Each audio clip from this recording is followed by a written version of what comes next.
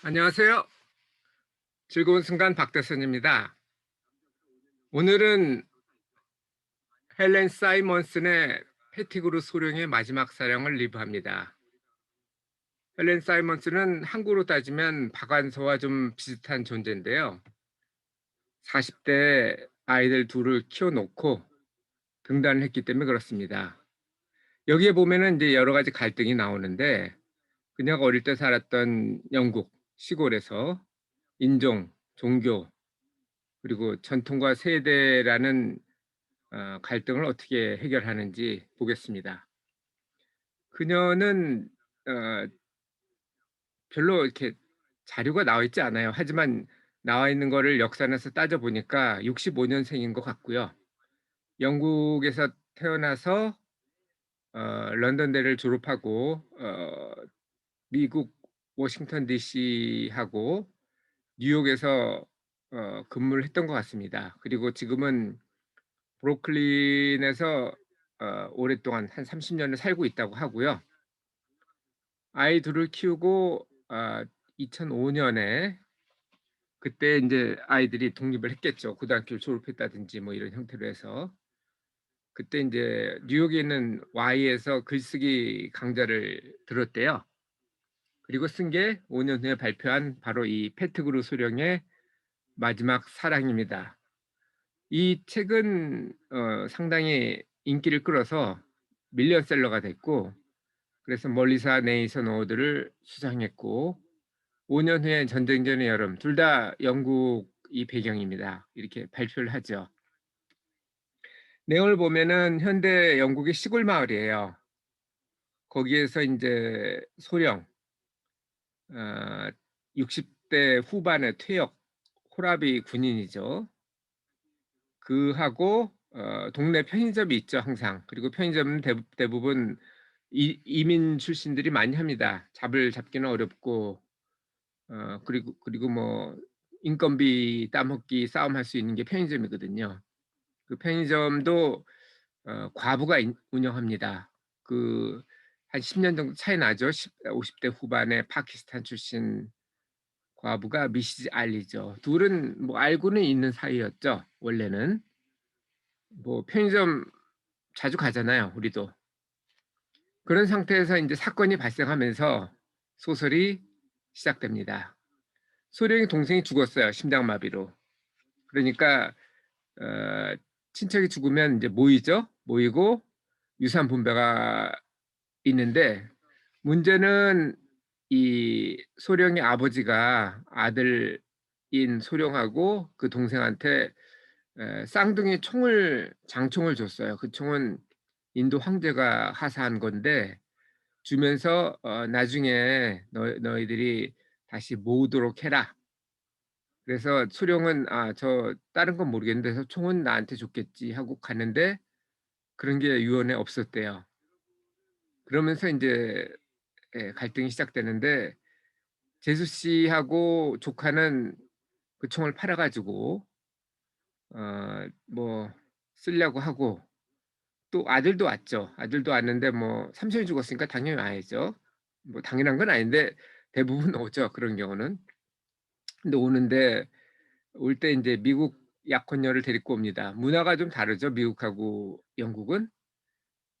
그러면서 또 아들도 그 총을 할아버지의 그 유언대로 두 개를 다시 모아서 어떻게 하려고 그런 생각은 없고, 어떻게 이번 기회에 그 총을 팔아서 자기가 살 콘도, 우리나라식으로 얘기하면 콘도고요. 그쪽에서 얘기하면 버케이션 하우스죠. '별장을 하나 사는 데 도움이 될까?' 싶어서 하고 있습니다. 쉽게 얘기하면 돈이 먼저라는 거죠, 유언보다는. 그래서 수령같이 이렇게 60대 후반이면은 완고한 나이죠. 그리고 현 영국의 시골, 영국이란 나라도 좀 보수적인 나라지만 그중에서도 시골은 더 그런 경향이 더 크겠죠.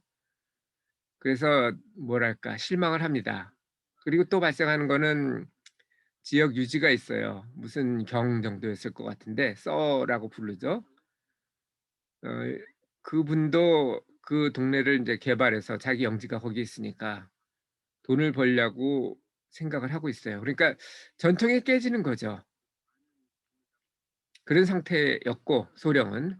미시즈 알리 쪽을 보면은 미시즈 알리는 파키스탄 출신인데 그쪽 관습은 아들이 없으면 조카한테 남자 조카죠. 여자는 질려라고 그러니까. 조카한테 그거를 주게 돼 있답니다. 그래서 이 친척들이 인제 압력을 행사를 하는 거죠. "그 편의점을 조카한테 주고 파키스탄에 돌아와라." 이렇게 압력을 받고 있었어요. 그리고 이 동생 장례식에 가는데 60대 후반 되면 사실 운전을 하면 안 된다고 저는 생각을 해요. 그런데 이런 심리적인 타격이 컸기 때문에 더더욱 안정이 안 돼서 미시즈 알리가 소령을 라이드를 해 줍니다, 장례식장까지. 그러면서 평소에 있었던 그 고객과 편의점 주인 그런 관계가 아닌 개인적인 관계를 갖게 되죠. 근데 미시즈 알리가 사실 6 개국어를 하는 기품이 있는 여자였어요. 물론 뭐 50대 후반이니까 아이는 못 낳겠지만 배우자로서는 나름 어 좋을 수도 있었던 그런 상태였죠. 그게 어떻게 끝났을까요? 자, 결론부터 말씀을 드리면 개인의 행복과 사회의 어떤 제약이라는 게 있는데 제가 여러 번 결혼에 대해서 리뷰를 할 때는 결혼은 배우자 간의 어 그런 관계를 떠나서 친척 간의 결합이고 사회적인 제약을 받는다라고 했거든요.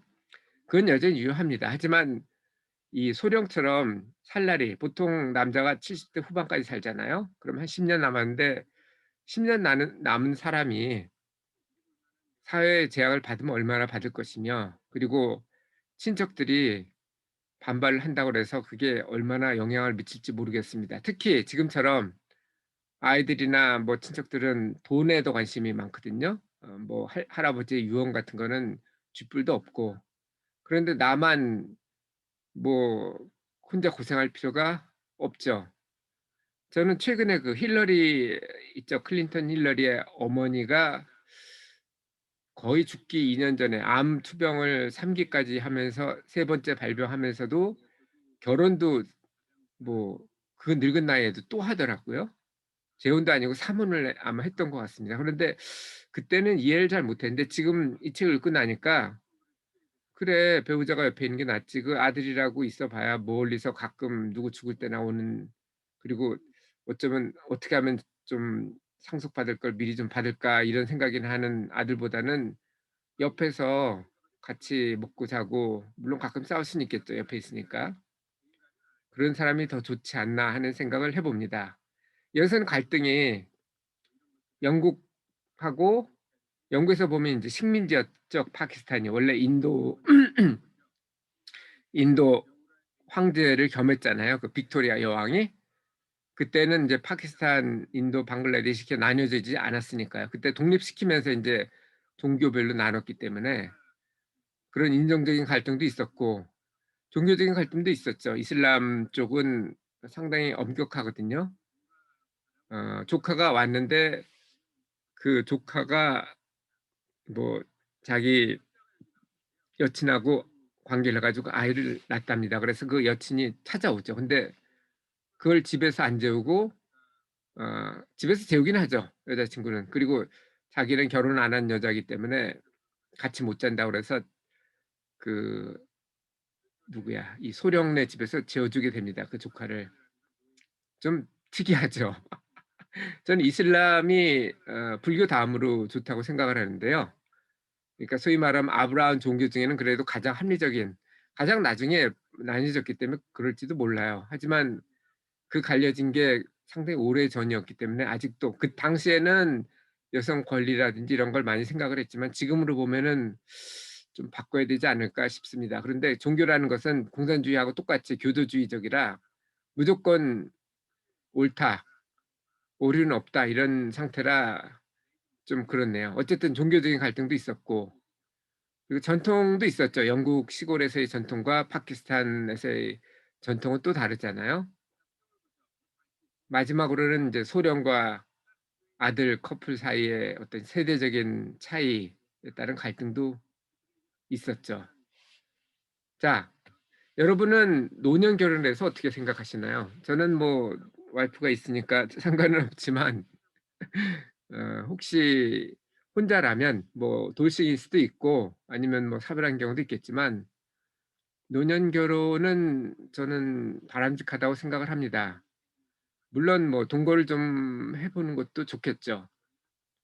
자녀들이 반대를 할 수도 있을 거예요. 왜냐하면은 이 상속분이 달라질 수 있거든요.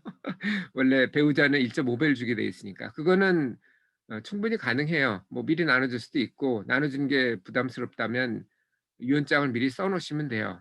유언장 없이 죽으면 예를 들어서 아이가 둘 이고 집사람 뭐 새로 결혼했던 아니든 배우자가 있다면 배우자는 1.5 배를 하니까 아이들이 7분의 2 라면 둘을 합치면 7분의 4가 되죠. 나머지 7분의 3이 배우자가 됩니다. 그러면 아이들 입장에서는 원래 2분의 1 받을 게 7분의 2로 줄어드니까 좀 문제를 삼을 수 있겠죠. 그렇다면 어 뭐 그게 뭐 돈 때문에 하는 결혼이라면 할 수 없지만 그게 아니고 뭐 사랑이라기보다는 뭐랄까 좋은 사람, 그 나이 되면 아이를 낳기는 좀 어렵죠. 생물학적으로도 좀 어렵고 그리고 또 20년 정도 키워야 되는데 20 년도 살 가능성이 없다면 아이 낳는 건 포기를 하고 그렇다면 뭐 이성이라기보다는 어쩌면 뭐 좋은 친구라고 볼 수도 있거든요. 그렇다면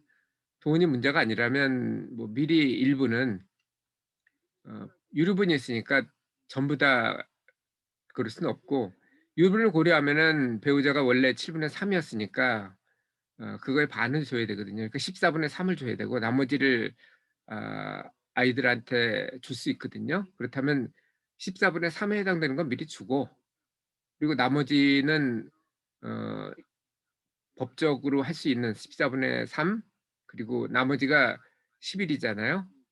어 십 14분의 10일 그러니까 28분의 10 일씩 아이들한테 이렇게 주는 유언장을 써 놓으시면 되죠. 그러니까 전혀 고려할 필요가 없다는 얘기예요. 제 얘기는 재정적인 문제 때문에 결혼을 안 하겠다면 배우자가 그거는 같이 살기 좀 어려운 상대니까 잘 됐고 아이들이 반대하면 그거는 이해를 해 주셔야 돼요. 그래서 미리 일부는 주고 아니면 뭐 전부 다 줄 수도 있겠지만 전부 다 주는 건 별로 안 좋고요. 일부는 주고 나머지는 유언장을 작성해 놓는다면 굳이 뭐 반대는 안 할 것 같습니다.